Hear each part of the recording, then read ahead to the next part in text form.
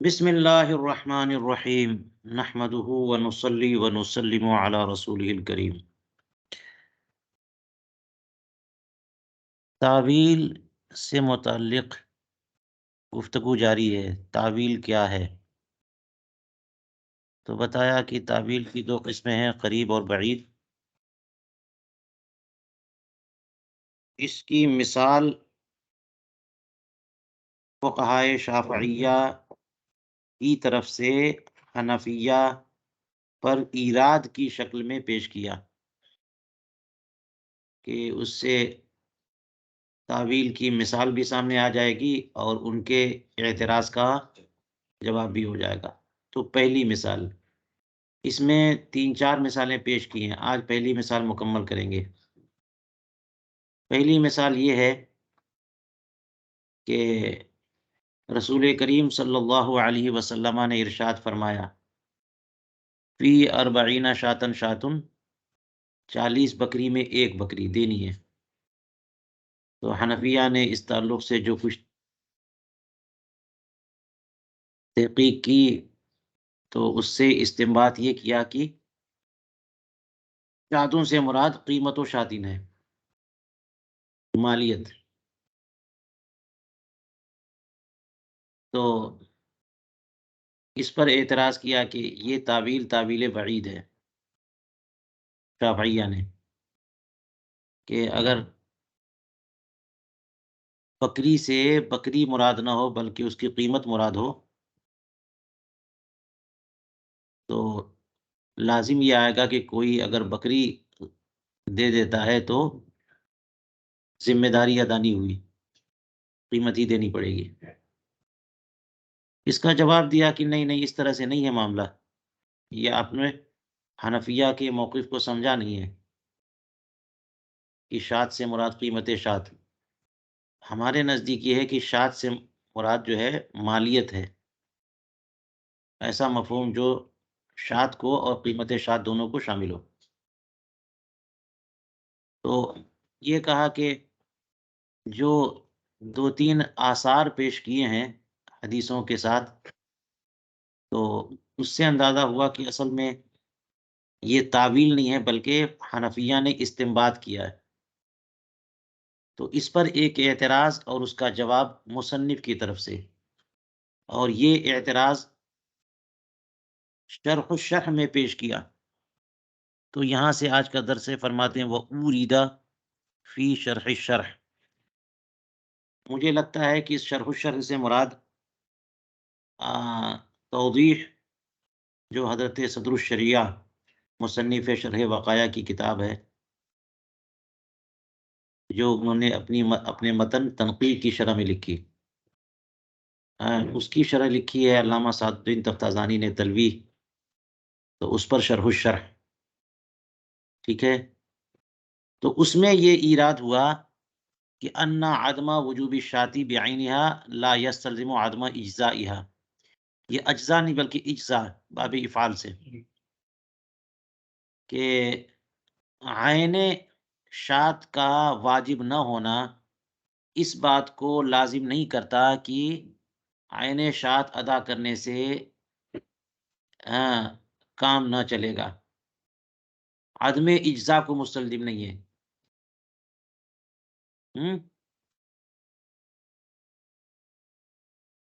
عدم اجزا کو، کہ اگر کوئی شات ہی دے دے تو کافی نہیں ہے، اس کو مستلزم نہیں ہے۔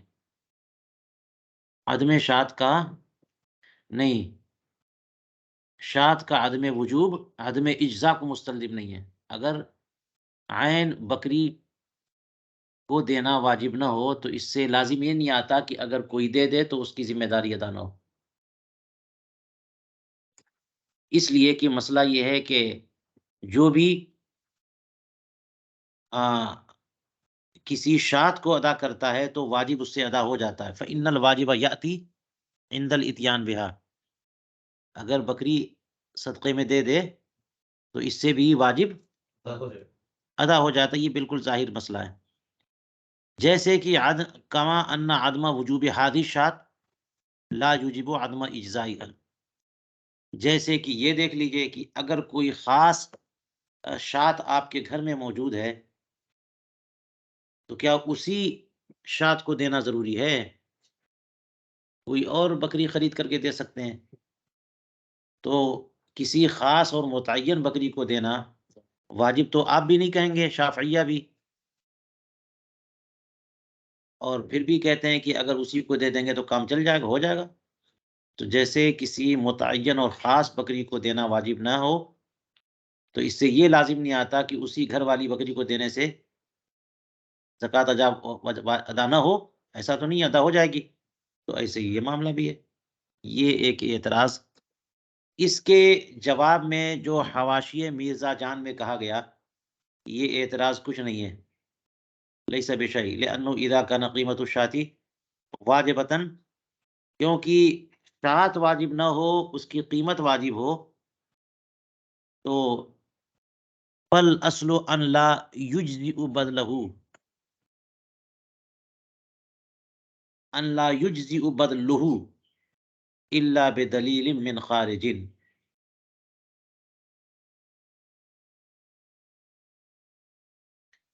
تو اصل یہ ہے کہ جو چیز واجب ہوتی ہے اس کا بدل، ہاں، کے لیے اس کے بدل سے کام چل جائے، اس کے لیے دلیل چاہیے۔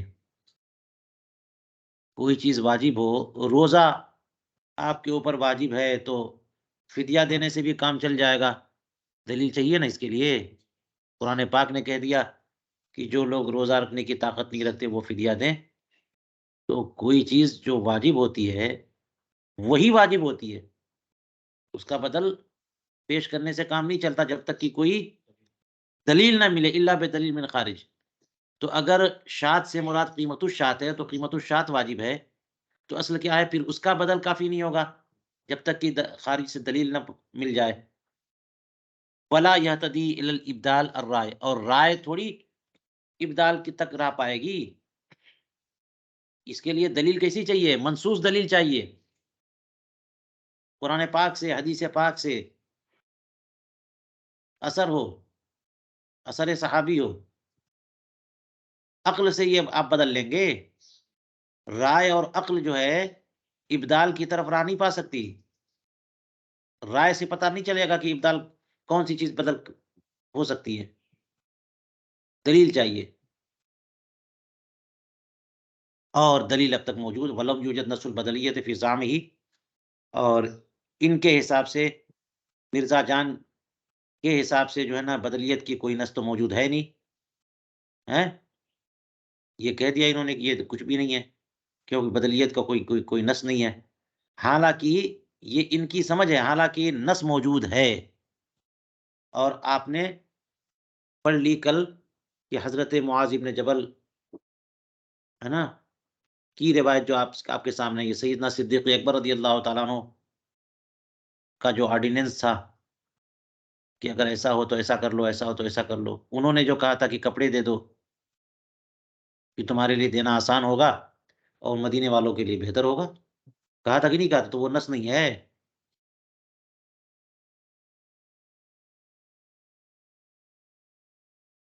وَإِلَّا فَالنَّصُّ فَقَدْ تَقَدَّمَ۔ چلیے اب وَأُورِدَ فِي شرح الشرح جو اوپر کہا تھا، ہاں، اس کا جواب ہے۔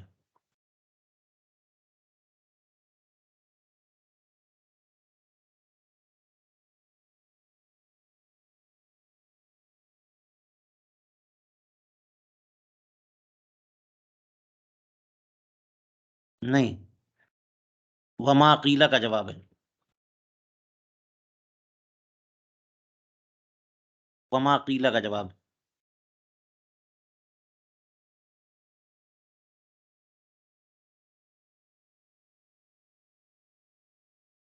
ٹھیک ہے۔ تو کہتے ہیں کہ حواشی مرزا جان میں جو کہا گیا، ہم کہتے ہیں کہ فَأَقُولُ مُنْدَفِعٌ، یہ منتفع ہے، یہ اعتراض وارد ہوتا ہی نہیں ہے۔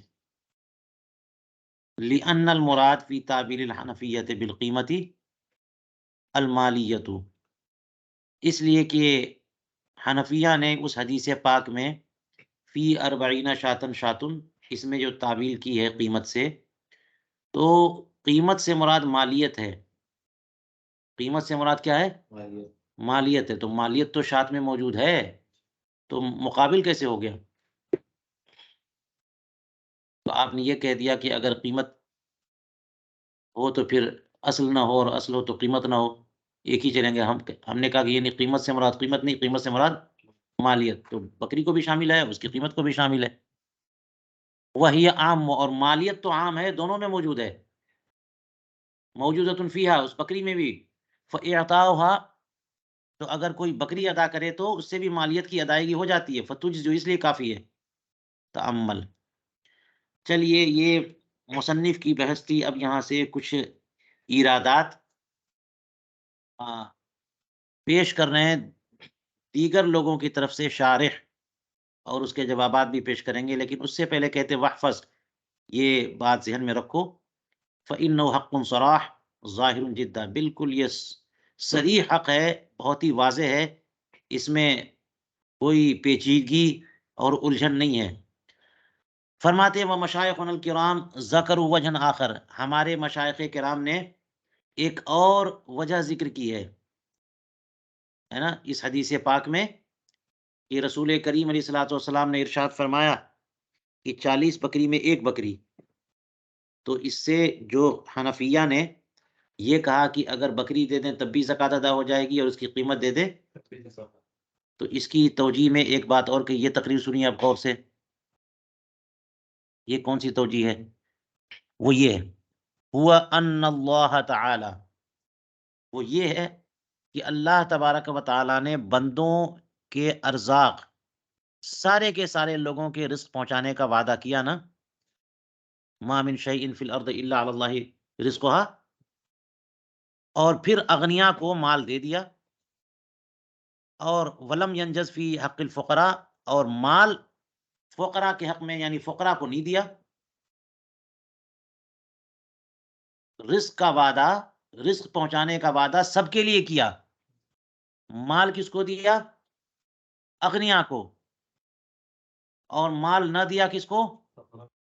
پھر ان اغنیا کے مال میں ایک حق واجب کر دیا اپنے لیے، یہ لنفسی، کیوں؟ کیونکہ اس کو عبادت بنایا کہ تم اللہ کے لیے زکوٰۃ نکالو، تو پھر اغنیا کو جو مال دیا ان کے مال میں اپنا ایک حق لازم کر دیا، اور پھر ان غرباء اور فقراء کے رزق کو انہی کے حوالے کر دیا، ثم احال رزقہم علیہم، رزقہم، ہم سے مراد فقراء، اور علیہم سے مراد اغنیا، ٹھیک ہے، فقراء کے رزق کو حوالے کر دیا اغنیا کے اوپر، من مال ہی، اللہ تعالیٰ نے اپنے مال سے، کیونکہ اغنیا پر جو زکوٰۃ فرض کی ہے وہ حق اللہ ہے نا، حق اللہ ہے، تو گویا کہ تم وہ مال نکالو، وہ میرا مال ہے، مال تو سب اللہ کا ہے، لیکن وہ اللہ کے لیے آپ نکال رہے ہیں، اور وہ ابھی انہی کے قبضے میں ہے، کس کے قبضے میں؟ اغنیا کے، تو فقراء کے رزق کو اغنیا اپنے مال سے اغنیا کے اوپر حوالے کر دیا، یہ میرا مال ہے، تم کو دینا ہے فقراء کو، فقط انجز الوعد، یوں اللہ تعالیٰ نے فقراء کے سے کیے گئے وعدے کو پورا کیا، خود ان کو ڈائریکٹ مال نہیں دیا کہ وہ بھی کما کر کے اتنا کما لیتے، اتنی دولت آ جاتی کہ اس سے وہ رزق کا پورا، رزق کا وعدہ پورا ہوتا۔ رزق کا وعدہ کیسے پورا کیا؟ ان کا حصہ اغنیا کو دیا، اور پھر اغنیا کو حکم دیا کہ تم میرے لیے اتنا مال نکالو، اور پھر کہا کہ وہ نکال کر کے، ہاں، وہ جلا نہیں دینا ہے، فقراء کو دو، یوں اللہ تعالیٰ نے وعدہ پورا کیا۔ اور رزق کی تو بہت قسمیں ہیں نا، یہ تو اللہ تعالیٰ نے رزق کا وعدہ کیا، رزق کیا خالی کھانا ہے؟ جو بھی چیز بندہ برتتا ہے، کھانا پینا رہنا، اوڑھنا بچھونا، یہ سب رزق ہے، تو اس کی مختلف قسمیں ہیں، کھانا پینا پہننا اور بھی تین چیزیں، ایک طرح کا مال ان ساری ضروریات کو پورا نہیں کر سکتا، ولا یفیھا واحد من المال، ایک مال پورا کر دے گا؟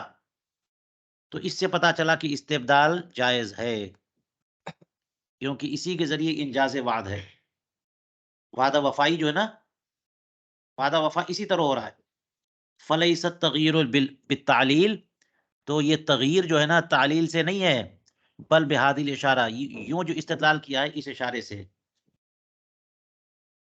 یہ تغیر تعلیل سے نہیں ہے کہ جناب شاد سے مراد جو ہے نا قیمت ہے تو تعلیل کر دی ہم نے، بلکہ یہ اشارۃ النص ہے. ٹھیک ہے. اب دیکھ لیجئے اللہ تعالیٰ نے وہاں پہ فرمایا ما من دابۃ فی الارض علی اللہ الا علی اللہ رزقها، اور یہاں پہ کہہ دیا کہ انما الصدقات للفقراء والمساکین. ہیں تو یہ ساری نصوص ملائیے گا تو اندازہ یہی ہوگا، یہ اشارہ ملے گا کہ فقراء کا حصہ اغنیاء کو اللہ نے دے دیا، اور اغنیاء کو حکم دیا کہ تم فقراء کو دو. تو یہ جو استبدال کی گنجائش نکلی ہے وہ اشارۃ النص سے نکلی ہے، تعلیل سے نہیں. ہاں اشارۃ النص کے ساتھ تعلیل موجود ہے، وہ تعلیل و مصاحب معہو، یوں ہی مشائخ کرام نے یہ تفصیل بیان کی ہے قضا قالو، لیکن اس میں نظر ہے. یہ جو بات فرما دی نا یہ توجیہ، یہ بھی محل نظر ہے. 3 طرح کے ارادات اس پہ نظر، اور جب نظر کہہ دیا تو اس کو حل بھی کریں گے، جب یہ خود نظر پیش کریں گے تو اس کو حل بھی انہیں کو کرنا ہے. تو آپ لوگ تیار ہیں نظر پر نظر کرنے کے لیے؟ اما جی اول، حضور. ہاں چلیے پہلی نظر کیا ہے یا وجہ نظر کیا ہے؟ فلی انا لا نسلم ان ایجاب الزکاۃ انجاز للوعد. یہ پوری تقریر مشائخ کرام کی آپ کے سامنے آ گئی کہ اللہ تبارک و تعالیٰ نے فقراء سے جو وعدہ کیا تھا، وعدہ تو سب سے کیا ہے نا، تو جو رزق کا وعدہ فقراء سے ہے اس کے وفا کا اہتمام ایسے ہی کیا ہے زکاتی کے ذریعے. ٹھیک ہے. تو اس پر ایراد ہوا کہ نہیں نہیں نہیں نہیں، ہم یہ نہیں مانتے کہ ایجاب زکوٰۃ انجاز وعد ہے. ہمیں یہ تسلیم نہیں کی ایجاب زکوٰۃ انجاز وعد ہے.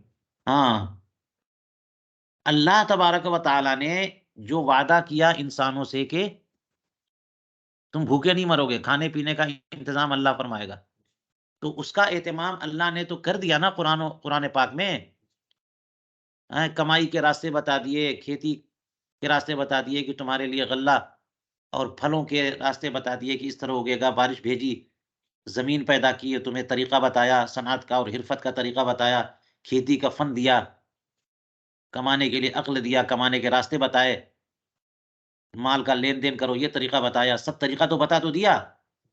پانی تمہارے لیے پیدا کر دیا، سورج تمہارے لیے اس کی روشنی اور تمازت دے دی تاکہ پھل فروٹ پیدا ہو بڑھے، حرفتیں بتا دی تمہارے لیے، سارے راستے بتا دیے. تو یہ انجاز وعد جو ہے نا یوں کیوں نہیں مانے؟ کیوں مانے کہ انجاز وعد ایجاب زکوٰۃ سے؟ ایراد سمجھ میں آیا؟ پہلی نظر. تو کہتے ہیں کہ ہمیں یہ تسلیم نہیں کہ ایجاب زکوٰۃ ہی انجاز وعد ہے، بلکہ بے ایصال رزق، جو رزق کے پہنچانے کا جو وعدہ ہے اس کا انجاز، اس وعدے کو پورا کرنا، یہ ایجاب زکوٰۃ کے ذریعے ہے. یہ ہمیں تسلیم نہیں، بلکہ اللہ تعالیٰ نے تو انجاز وعد کیسے کیا ہے جی؟ دیگر طریقوں سے، مثال کے طور پر تجارت کی راہ بتانا، مزارعات کھیتی کی راہ، اور دیگر. اسی طرح سے اغنیاء کے دلوں میں اللہ تعالیٰ نے ڈال دیا کہ وہ لوگ صدقات کرتے رہیں، اتنا دیتے رہیں کہ وہ غریبوں کو کام آئے، بلکہ اس سے زیادہ دیتے رہیں. اور کتنی فضیلتیں بتائی ہیں کہ دیتے رہو دیتے رہو، صدقات سے یہ فائدہ ہوتا ہے. دلوں میں ڈالا کہ تم غریبوں کی کفالت کرو، ان کی مدد کرو، تعاون کرو. یہ بات سمجھ میں آ گئی؟ تو اتنے سارے راستے اللہ نے لوگوں کے مال کمانے کے لیے بتا دیے، رزق کا اور معاش کے اہتمام کے لیے بتا دیے. تو کیا ضروری ہے کہ ایجاب زکوٰۃ ہی کو مانا جائے کہ وہی انجاز وعد ہے؟ پہلی نظر سمجھ میں آ گئی؟ چلیے اما ثانیاً، نظر کی دوسری وجہ فرماتی فلی انا سلمنا، چلیے اعلی سبیل تنزل ہم مان ہی لیتے ہیں کہ ایجاب زکوٰۃ ہی انجاز وعد کے لیے، ایجاب زکوٰۃ ہی انجاز وعد ہے، یہ مان لیتے ہیں. لیکن دوسرا مسئلہ یہاں پر یہ ہوگا کہ اوجب الزکات من اموال کثیرہ، کیوں آپ کہیں گے کہ زکوٰۃ جو اللہ تعالیٰ نے واجب کی ہے اس کو بدل بھی سکتے ہیں؟ اللہ تعالیٰ نے تو بہت ساری چیزوں میں زکوٰۃ فرض کی ہے نا. آپ دیکھ لیجئے کہ جیسے حیوانات سائمہ جانور ہے تو بکری میں بکری ہے، اور اونٹ میں اونٹ دینا، گائے ہے اور بدنا، کیا کیا صورت ہیں. اسی طرح سے وہ گوشت کا انتظام اللہ تعالیٰ نے کر دیا، غذا کا، قربانی ہے، ذبح ہے، اور دم دینا ہوتا ہے بہت ساری صورتوں میں، مناسک میں. ٹھیک ہے، تو جانور بھی دینا. اسی طرح سے وہ آپ دیکھ لیجئے کہ جو غلے جات اگر نکلتے ہیں تو اس میں بھی عشر دینا ہوتا ہے، نصف عشر دینا ہوتا ہے. ٹھیک ہے، اسی طرح سونا اگر کسی کے پاس ہے تو اس میں دینا ہوتا ہے زکوٰۃ. سونا دو، چاندی دو، پیسہ ہے تو پیسہ دو. تو عشر بھی تو ہے، غلہ بھی تو دیا جا رہا ہے، جانور بھی تو دیا جا رہا ہے، سونا بھی دیا جا رہا ہے، پیسہ چاندی بھی دیا جا رہا ہے، پیسہ بھی دیا جا رہا ہے، چاندی بھی دی جا، سب چیز دے رہے ہیں نا. تو کہاں آپ کہہ رہے ہیں کہ ایک ہی چیز ہے؟ اس سے کیسے ضرورت پوری نہیں ہوگی؟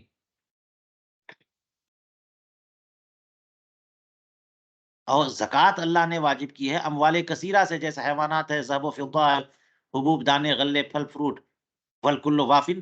اور یہ سارے کے سارے جو ہے نا وہ رزق کے قسم قسم کے رزق کے لیے کافی تو ہیں. ٹھیک ہے، تو یہاں کیسے فلا یکون اذنا بالاستدلال، یہ استبدال کی اجازت نہیں ہے. جب ہر طرح کی چیزیں اللہ تعالیٰ نے واجب کر دی ہیں تو آپ بدلتے کیوں رہیے گا؟ یہ اس کو اجازت کیسے مان لیں گے کہ استبدال کی اجازت؟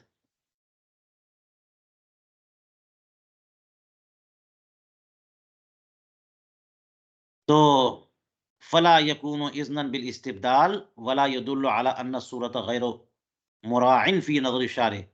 تو یہ جو صورتحال ہے اور زکوٰۃ کا ایجاب ہے، یہ استبدال کی اجازت نہیں ہے، اور یہ اس بات پر دلالت نہیں کرتا کہ صورت کی کا کوئی لحاظ ہی نہیں ہے نظر شارع میں.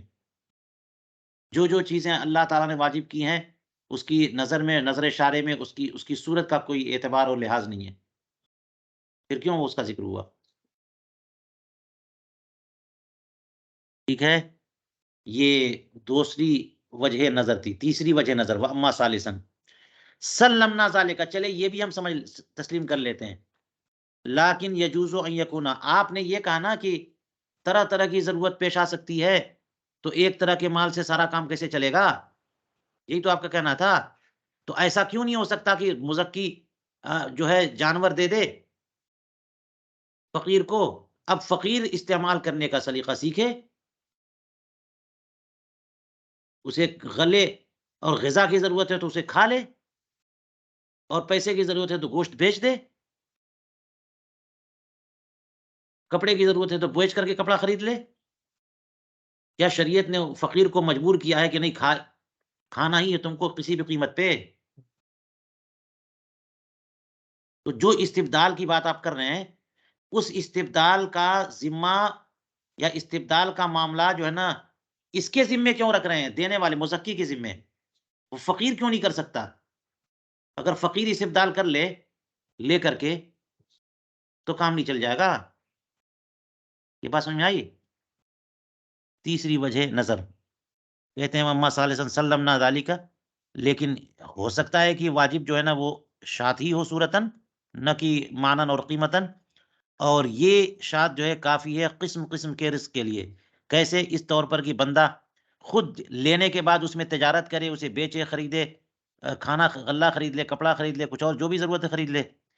فلا یکون الانجاز بهذا الايجاب اذن للمذکی، تو اس ایجاب سے، ہاں اس ہاں ایجاز، اس ایجاب کے ذریعے جو انجاز فرمایا ہے نا، یعنی بکری واجب کر کے جو بکری بندے نے دے دی، یہ مزکی کے لیے اذن اور اجازت نہیں ہو جائے گی کہ مزکی جو ہے بدل سکتا ہے، بلکہ یہ اجازت کس کے لیے ہوگی؟ فقیر کے لیے. ولا نزاف، اس میں تو کوئی ہمارا آپ کا اختلاف ہی نہیں ہے.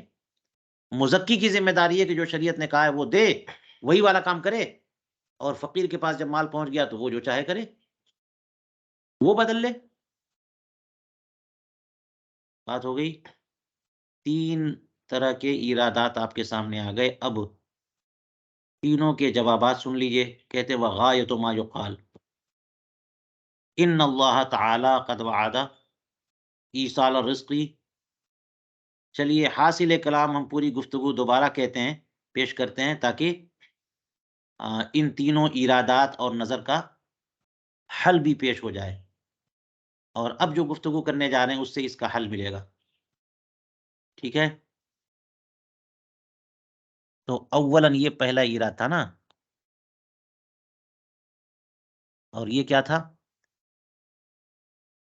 کہ کیا ضروری ہے کہ ایجاب زکوٰۃ کو ہی انجاز وعد مانیے. اللہ تعالیٰ نے تجارت کا طریقہ بھی بتایا، حرفت و صنعت کا طریقہ بتایا، وہ کیوں نہیں ہے؟ جواب اس کا ان اللہ تعالی قد وعد، بے شک اللہ تعالیٰ نے ایصال رزق کا وعدہ کیا نا، اور بے شک اللہ تبارک و تعالیٰ اپنا وعدہ پورا کرنے والا ہے. تو رزق جہاں کہیں سے پہنچے بلا شبہ وہ اللہ تبارک و تعالیٰ کی طرف سے وعدہ وفا ہی ہے. ٹھیک ہے؟ چاہے تجارت سے پہنچے، چاہے حرفت و صنعت سے پہنچے، چاہے بھیک دے کوئی بندہ اس سے پہنچے، یا زکوٰۃ کا مال پہنچا، یا صدقات کا مال پہنچا، یا وراثت میں ملا، یہ سب اللہ تبارک و تعالیٰ کی طرف سے انجاز وعد ہی تو ہے. ہاں؟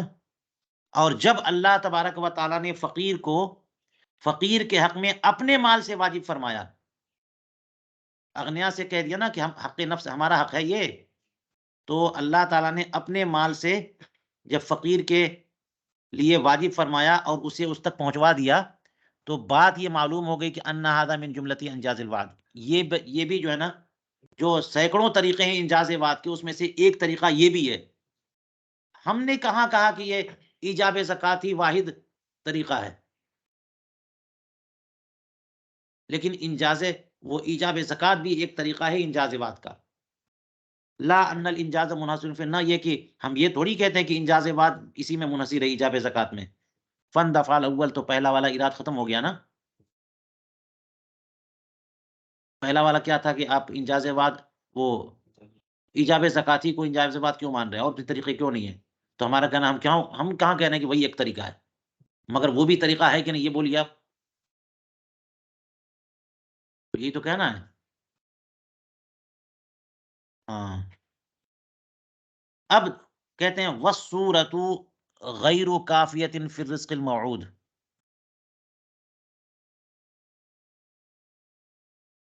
تو یہاں سے دوسرے سوال کا جواب. دوسرا کیا تھا؟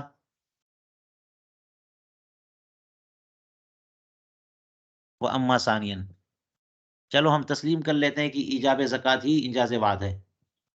ہاں؟ لیکن یہ بکری کے معاملے میں آپ کہہ رہے ہیں ہر طرح کے مال میں اللہ تعالیٰ نے زکوٰۃ تو واجب کیا ہوا ہے، تو پھر کیا ضرورت ہے؟ سارا کام نہیں چل جائے گا؟ کچھ بکری جانور سے، کچھ غذا سے، غلے سے، کچھ پیسے سے، کچھ سونے چاندی سے. تو اس کا جواب یہ ہے کہ والصورۃ غیر کافیۃ فی الرزق. یہ جتنے قسم کے بھی مال آپ نے بیان کیے ہیں، ہے نا، رزق موعود میں صورت کافی نہیں ہے. رزق موعود میں وہ چیزیں صورتاً یعنی عین وہ چیزیں کافی نہیں ہیں. ہاں، ان سے کام چلے گا ضرور، بندہ کھائے گا.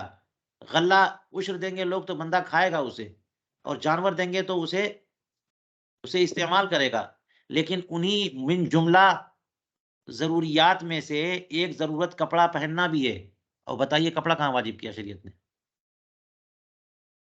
ان تمام زکوٰۃ و صدقات کی صورت میں بتائیے کہ کہاں کپڑا ہے؟ ہیں؟ تو کھانا ایک ضرورت، رہنا دوسری ضرورت، پہننا تیسری ضرورت. حاجات اصلیہ میں مانتے ہیں نا؟ تو کیا بندہ فقراء بغیر کپڑے کے رہیں گے؟ بہت ساری قسمیں زکوٰۃ کی، بہت طرح کے اموال واجب کیے شریعت نے، لیکن کپڑا کہاں ہے؟ پہننے کا کہاں ہے؟ تو اگر استبدال کی گنجائش نہ ہو تو ایک بہت بڑی ضرورت رہ جائے گی نا.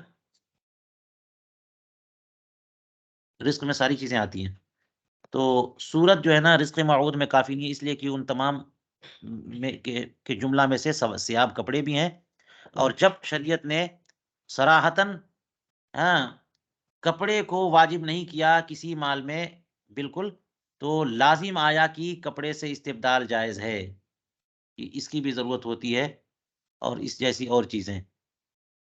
تو اس تقریر سے ان دفعہ ثانی دوسرا ایراد بھی مندفع ہو گیا. ٹھیک ہے. اب تیسرا کیا ہے؟ وہ اما ثالثاً. جی تیسرا اعتراض یہ تھا کہ کیوں اجازت دی جائے مزکی کو کہ وہ بدل کے کچھ اور دے؟ کیوں نہیں یہ کہہ سکتے کہ فقیر جب زکوٰۃ وصول کر لے وہ اپنے حسب ضرورت بدل لے؟ اس میں تو آپ کا ہمارا اختلاف بھی نہیں ہے، تو کیوں حق دیا جا رہا ہے مزکی کو کہ وہ بدل کے کچھ اور دے؟ سمجھ میں آئی یہ نظر؟ جواب کہتے ہیں ثم ان المتبادر من الحوالہ على احد من خزنة المحیل لصرفه الى حوائج شتى منه قضاء تلك الحوائج بذلك القدر من المال سواء كان بأداء ذلك بصورته او بأداء مال آخر بقدره.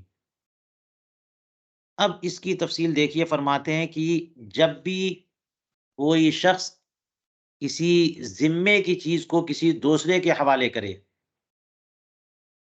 ہے نا، جیسے اللہ تعالیٰ نے اغنیا کو سے جو وعدہ کیا انہی کو مال دے دیا، اغنیا سے جو وعدہ کیا انہی کو دے دیا مال کی، کما کر کے وہ ان کے پاس خود مال پہنچ گیا. لیکن فقراء سے جو وعدہ ہے تو اس کے لیے اغنیا کے حوالے کر دیا. محیل نے حوالے کس کے کیا؟ اغنیا کے، کہ تم لوگ جو ہے نا دو، اگر پیسے تمہارے پاس ہے تو پیسے سے اتنا حصہ دو، غلہ ہے تو غلے سے دو، اور جانور ہے سائمہ ہے تو اس میں سے دو، چلو دو. تو کہتے ہیں کہ حوالہ سے متبادر کیا ہوتا ہے، ذہن کس طرف جاتا ہے؟ جب بھی کوئی کسی چیز کو کسی محیل کے خازنین میں سے کسی ایک پر حوالہ کرے، محیل کے پاس جو حوالہ کر رہا ہے اس کے پاس جو خازنین، جو جمع کرنے والے لوگ ہیں، جو اس کا مال رکھتے ہیں، ان میں سے کسی پر حوالہ کر دے کہ چلو تم دے دینا، چلو تم دے دینا، تم دے دینا. تو اس کا مقصد کیا ہوتا ہے؟ ان کے لوگوں کی مختلف ضرورتوں میں صرف کرنا. کیا ہوتا ہے؟ مختلف ضرورتوں میں صرف کرنا، کہ اسی کی قدر سے ان کے قضاء حاجت ہو، ان کی ضروریات، منہ قضاء تلک الحوائج بذالک القدر من المال، اسی قدر مال سے. بات یہ ہے کہ یہ نہیں کہہ دیا کہ دے دو دے دو، بلکہ یہ کہا ہے کہ اتنا دینا ہوگا تم کو، اتنا دے دو اس کو، اتنا دے دو. جب یہ کہہ دیا کہ اتنا دے دو، محیل نے اپنے خازنین سے کہہ دیا کہ اتنا دے دو اس کو، تو اس کا مطلب یہ ہوا کہ اسی قدر سے ان کی ضرورتوں کی کفالت ہوگی. عام ازیں کی وہ ادائیگی صورتاً ہو یا معنن ہو، اصل معاملہ لوگوں کی حاجت روائی ہے. ٹھیک ہے. سواء کان بأداء ذلك بصورتی اور بأداء مال آخر بقدری.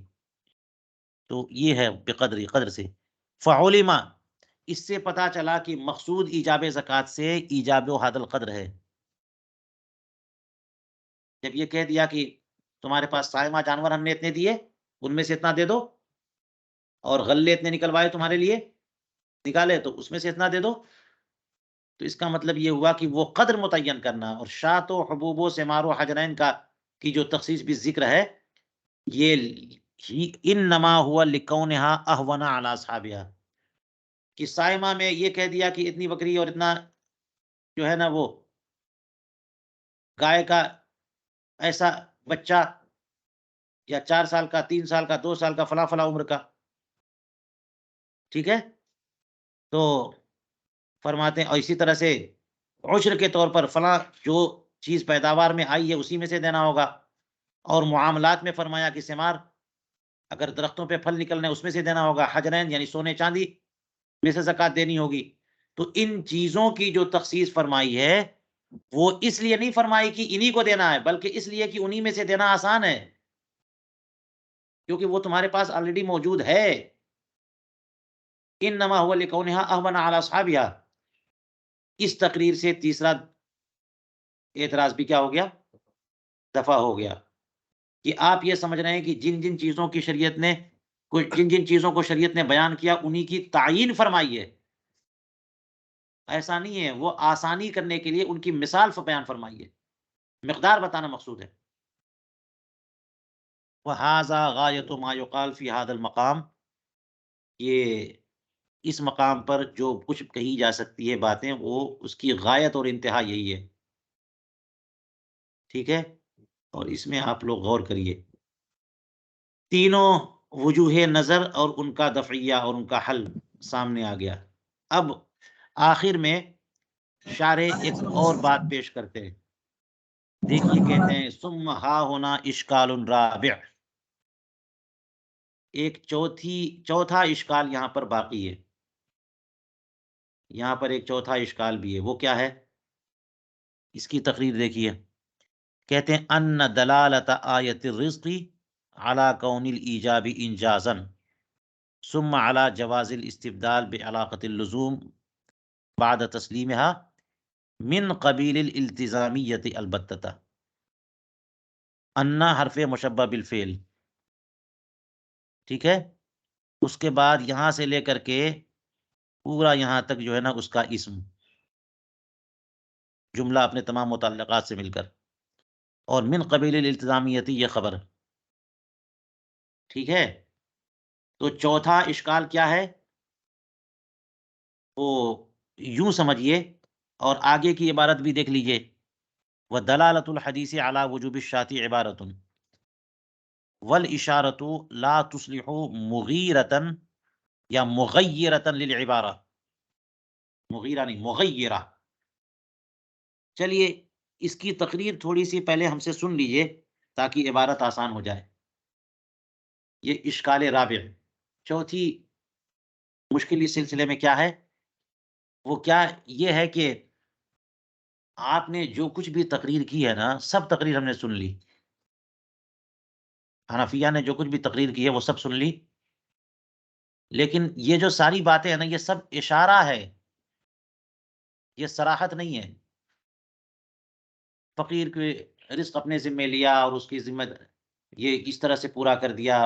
اگر ایک ہی چیز متعین کر دے تو اس سے ساری ضرورتیں کیسے پوری ہوں گی، اور اگر اس کو استبدال کی اجازت مانے تو ساری ضرورتیں پوری ہو سکتی ہیں. یہ سب چیزیں صراحتاً تو بیان نہیں کی نا، اشارہ ہے. اور وہ جو حدیث پاک ہے فی اربعین شاتن شاتن، وہ کیا ہے؟ وہ صراحت ہے. تو آپ کی ساری تقریر جو ہے نا معقول ہے، لیکن وہ سب جو ہے نا اشارت النص کے درجے میں جا رہی ہے، کیونکہ وہ دلالت مطابقی نہیں ہے، دلالت تضمنی بھی نہیں ہے، وہ دلالت التزامی ہے. تو دلالت الزامی کو کیسے صریح کہہ سکتے ہیں آپ؟ نہ لفظ کا وہ معنی ہے، اور نہ لفظ کا وہ جزوی معنی ہے، بلکہ لازم آ رہا ہے بطور التزام. تو بطور التزام ہے تو وہ تو دور کی بات ہو گئی نا. اور یہ فی اربعین شاتن شاتن، یہ تو دلالت مطابقی ہے. شات سے مراد شات، ٹھیک ہے. تو جو حدیث پاک کا مفہوم ہے وہ صریح ہے، ٹھیک ہے، وہ عبارت النص سے ثابت ہے. اور جو آپ کی پوری تقریر ہے وہ معقول ہونے کے باوجود وہ اشارت النص سے ثابت ہے. اور جب تعارض ہوتا ہے عبارت اور اشارہ کا، تو عبارت کو ترجیح حاصل ہوتی ہے، نہ کہ اشارت النص کو. سب بات مان کر کے بھی پھر وہیں رہنا ہوگا کہ تعارض ہو گیا تو ہم اشارہ کو چھوڑ دیں گے اور عبارت کو لے لیں گے. بات سمجھ میں آئی؟ یہ بہت مضبوط اراد ہے. کہتے ہیں یہاں پر ایک اور اشکال ہے. وہ کیا ہے کہ آیت رزق، چلیے عبارت دیکھیے. آیت رزق کی دلالت اس بات پر کہ ایجاب جو ہے، ایجاب زکوٰۃ، یہ انجاز وعد ہے. آیت رزق والی جو آیت ہے وہ دلالت اس بات پر کر رہی ہے کہ اللہ تعالیٰ نے جو زکوٰۃ واجب کی ہے اسی سے تو یہ وعدہ پورا کیا جا رہا ہے. پھر آیت رزق مزید اس پر بھی دلالت کر رہی ہے کہ استبدال جائز ہے. استبدال کیسے؟ بے علاقۃ اللزوم کی، اسی طریقے سے تو ہوگا. وعدہ تسلیمہ، علاقہ لزوم تسلیم کرنے کے بعد یہ جو جواز استبدال ہے وہ مطابقی اور تضمنی کے طور پہ نہیں ہے، لزوم کے طور پر ہے. یہ جو دلالت ہے آیت رزق کی ایجاب کے انجاز وعد ہونے پہ اور جواز استدلال پہ، یہ سب دلالت التزامی کی قبیل سے ہے. آیت رزق نے جو دلالت کی ہے وہ کس قبیل سے ہے؟ یہ دلالت مطابقی ہے، تضمنی ہے، کیسی ہے؟ التزامی، من قبیل الالتزامیت، البتہ بہرحال وہ کیسی ہے؟ التزامی ہے۔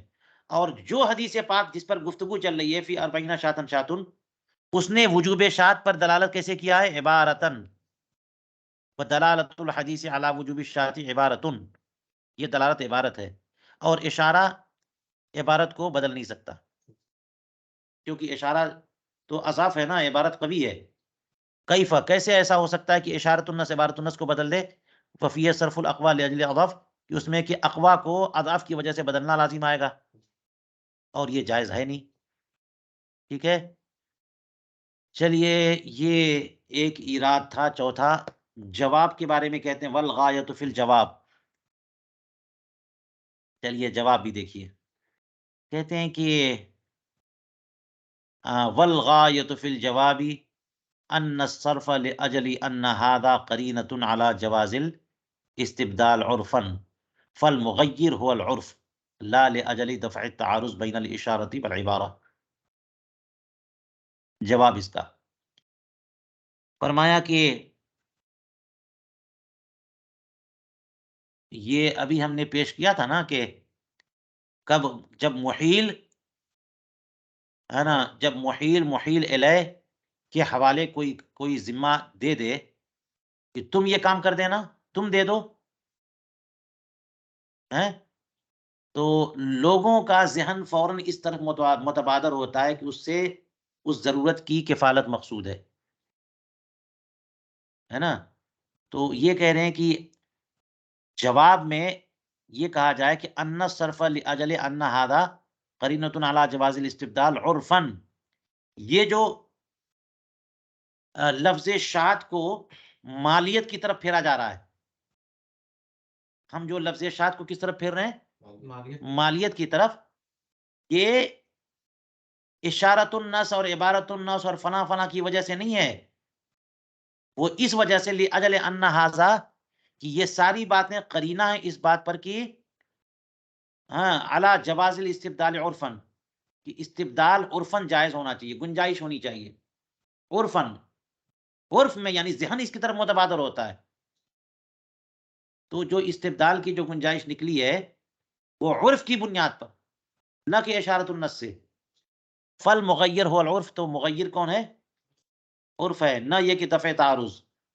اور عرف کے بارے میں آپ کو پتا ہے کہ عرف کا اتنا مضبوط معاملہ ہے کہ اس سے نس میں بھی تغییر یعنی تخصیص ہو جاتی، تغییر نہیں بلکہ تخصیص یا تقیید کر دی جاتی ہے عرف سے۔ تو یہ جو ہے مغیر وہ عرف ہے، لا لاجل دفع تعارض بین الاشارہ والعبارہ۔ یہ استبدال کے جواز کی جو گنجائش ہے، اشارت النس اور عبارت النس میں تعارض ہو گیا، اس کے دفع کے لیے ہو، ایسی بات نہیں ہے۔ یہ تعارض اگر ہو گیا ہے تو اس میں تو عبارت النس ہی کو ترجیح حاصل ہوگی، لیکن یہاں پر مغیر کیا ہے؟ تعارض نہیں ہے بلکہ مغیر کیا ہے؟ عرف ہے۔ تو یہ دفع تعارض کے طور پہ نہیں ہوا کہ کوئی کہنے لگے کہ العبارۃ متقدمۃ علی الاشارہ عند التعارض، کہ جب تعارض ہوگا تو عبارت النس اشارت النس پہ مقدم ہے تمام مرہ۔ اور دونوں تغییروں میں بڑا فرق ہے۔ دفع تعارض اگر مغیر ہو تو یہاں پر اشارہ نہیں چلے گا، عبارت ہی چلے گی، اور اگر مغیر عرف ہو تو عرف بہت مضبوط چیز ہوتی ہے، ٹھیک ہے۔ یظہر بالتأمل الصادق، تأمل صادق سے دونوں تغییر کا فرق واضح ہو جائے گا۔ ھذا غایۃ الکلام وتأمل فیہ۔ چلیے کل سے تو تأمل کر ہی رہے ہیں۔ اب سب بات ہو جانے کے بعد کہتے ہیں ثم بعد فی الکلام، بعد فی الکلام کلام۔ اب ان ساری باتوں کے بعد کہتے ہیں کہ اس پوری گفتگو میں ایک اور کلام ہے، پورے کلام میں ایک اور کلام ہے۔ وہ کیا؟ لأن التقریر المذکور فی المتن وہذا یفید، پتہ نہیں کہاں سے یفیدان ہے،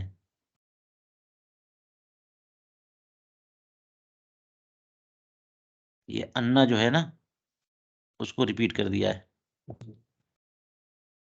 اور ہو سکتا ہے ہاذا سے مراد جو ہے وہ وہذا بعید جو کہا تھا، لیکن بہرحال وہ تقریر مذکور فی المتن، جو متن میں تقریر موجود ہے جس کا ذکر ہوا، وہ تقریر افادہ کرتی ہے کہ ان المقصود من الحدیث ایجاب مالیت الشات فلا معنی للتعلیل بدفع الحاجت لأن استنباط العلت عندنا ليس الا للقیاس ولا يجوز التعلیل بالعلت القاصرہ۔ یہاں پر ایک کلام کیا ہے، یہ شارح پیش کر رہے ہیں، وہ یہ کہہ رہے ہیں کہ پوری تقریر جو متن میں گزری اس سے یہ پتہ چلا کہ حدیث پاک نے جو فرمایا فی اربعین شاتن شاتن، اس سے مقصود کیا ہے، ایجاب و مالیت یہی تو آپ کی تقریر ہے۔ جو شافعیہ نے اعتراض کیا تھا حنفیہ پہ، اس کے جواب کے لیے کہا کہ نہیں نہیں، ہم ہماری مراد عام ہے، مالیت ہے، مقدار مراد ہے۔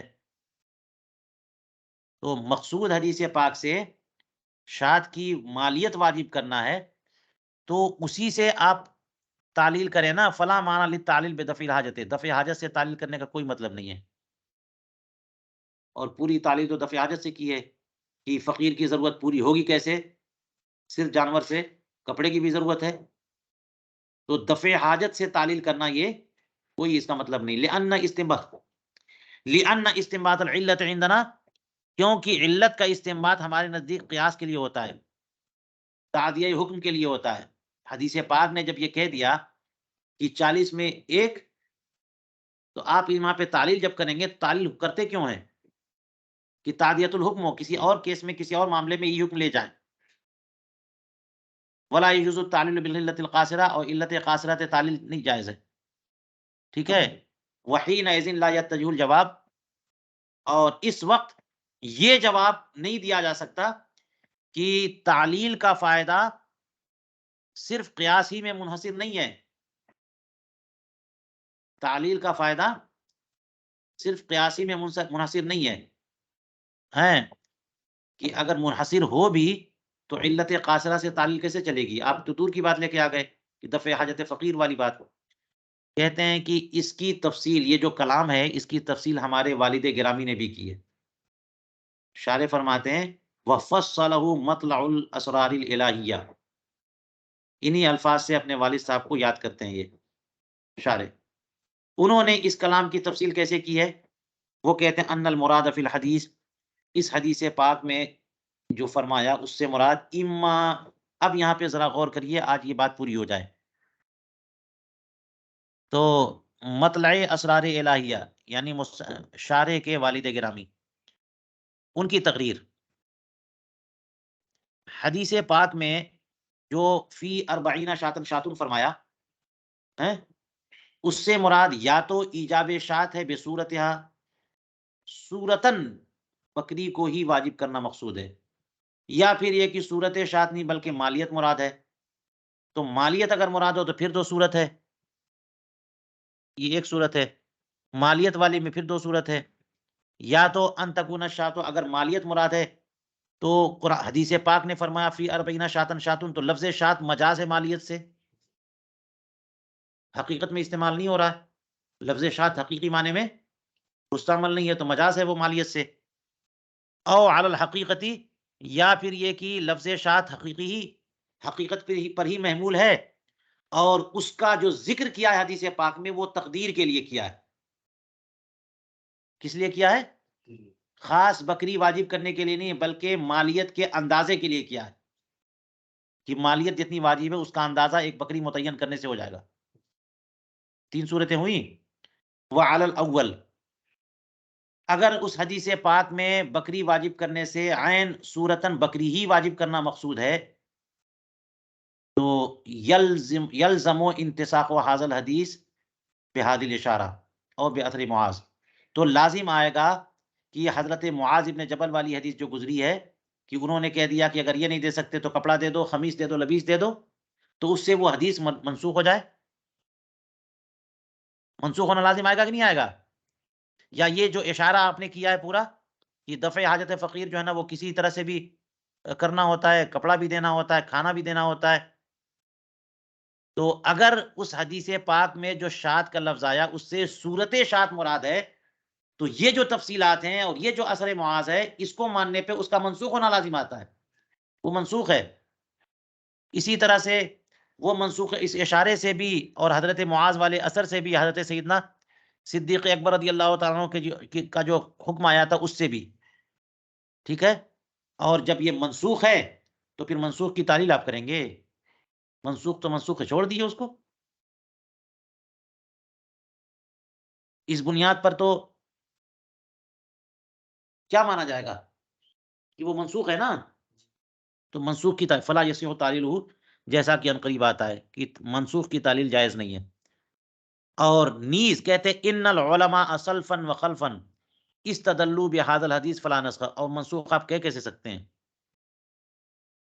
فی اربعین شاتن، شاتن کو منسوخ نہیں کہہ سکتے، کیونکہ ساری امت نے تو اسی سے استدلال کیا ہے، تو منسوخ سے سارے لوگ استدلال کر رہے ہیں۔ یہ پہلی والی صورت پر ایراد تھا کہ اگر اس حدیث پاک میں صورتاً شات مراد ہے تو اس کے بعد اگر آپ یہ استدلال کریے گا تو اس کا منسوخ ہونا لازم ہے۔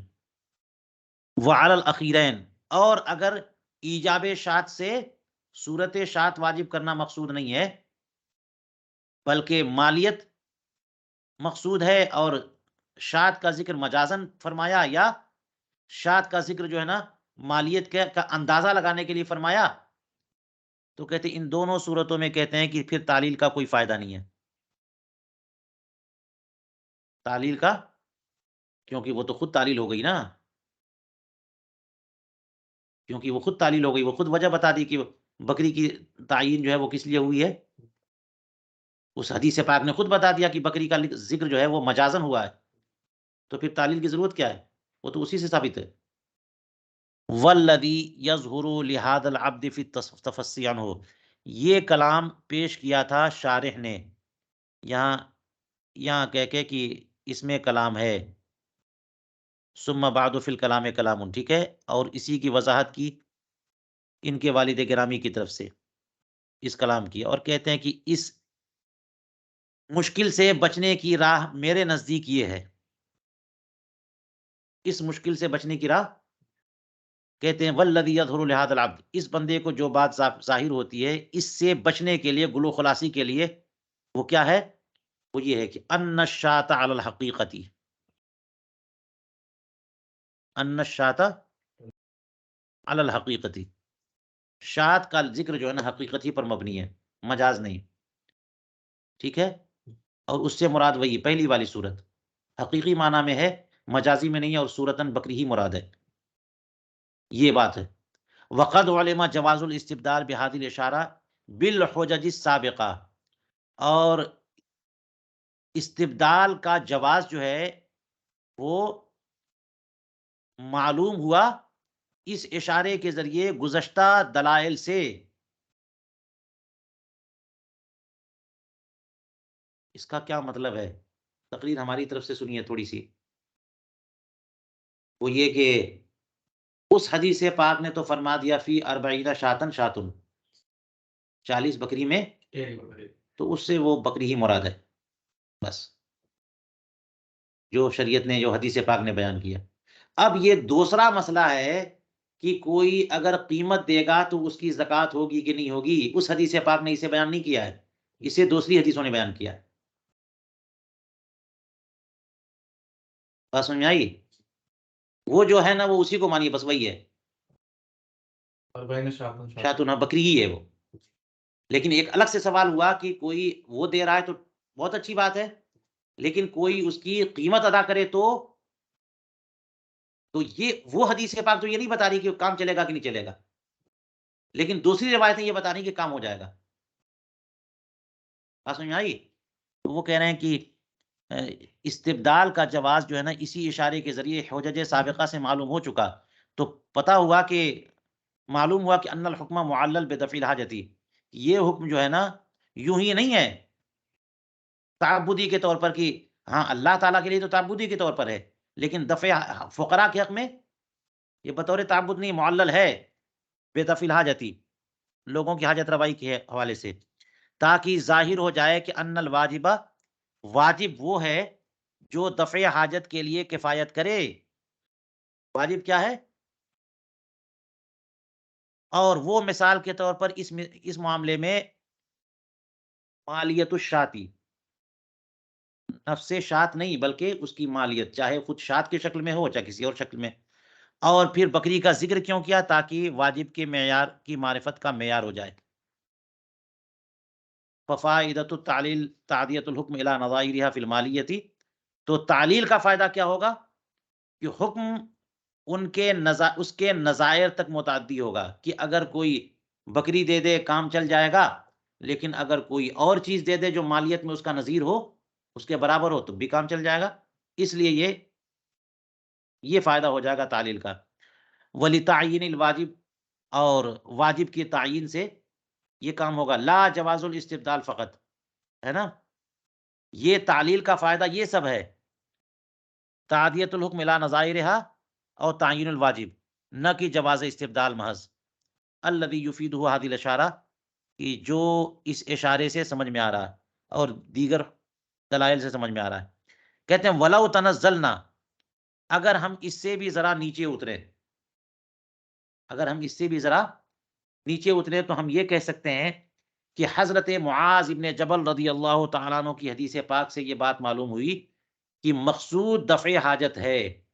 انہوں نے کہا تھا نا کہ تم لوگ اگر یہ دیتے ہو ہیں تو یہ اس کی زیادہ ضرورت مدینے میں ہے نہیں، مکئی کی اور جو کی زیادہ ضرورت ہے نہیں، وہاں غذا کی کمی نہیں ہے. لیکن اگر تم کپڑا دیتے ہو تو کپڑے تمہارے پاس بہت ہیں، اور کپڑے کی کمی مدینہ شریف میں ہوتی ہے، کیونکہ صحابہ کرام مدینے میں رہتے ہیں، وہ دنیا داری میں زیادہ رہتے نہیں ہیں، وہ دینداری کی طرف اور عبادت کی طرف مائل ہوتے ہیں. تو ان کی ضرورت بھی پوری ہو جائے گی، تمہارے لیے دینا آسان. تو اس سے سمجھ میں آیا کہ مقصود جو ہے دفع حاجت ہے، اس لیے کہ انہوں نے کہا تھا کہ کپڑے اگر تم دے دو گے تو صحابہ کے لیے یہ کافی ہے. والعلت المنصوصہ لا یجب فیہا التعدیہ ففہم، اور جو علت منصوص ہو اس میں تعدیہ لازم تھوڑی ہے. ہم نے تو یہ خود سے تعلیل نہیں کی ہے نا، ہم نے تو یہ تعلیل سمجھی ہے کس سے؟ حضرت معاذ کی روایت سے. اور جو آپ نے کہا کہ تعلیل ہوتی ہے تعدیہ کے لیے، یہ بات ٹھیک ہے، جہاں پہ علت منصوص نہ ہو وہاں پر، جہاں پر علت منصوص نہ ہو وہاں پر تعلیل کرتے ہیں. کیوں کرتے ہیں؟ حکم کو کہیں اور لے جانے کے لیے. اور جو علت حدیث پاک نے خود بیان کر دی ہو، قرآن پاک نے یا نصوص نے خود بیان کر دی ہو، تو کیا تھا وہاں پہ تعدیہ ضروری ہے. شریعت نے کہا یہ ضروری کام ہے اور اس کی وجہ یہ ہے. تو جو علت منصوص ہو وہاں تعدیہ واجب نہیں ہے. ہم جو تعلیل کرتے ہیں وہاں کس لیے کرتے ہیں؟ تعدیہ ہی کے لیے.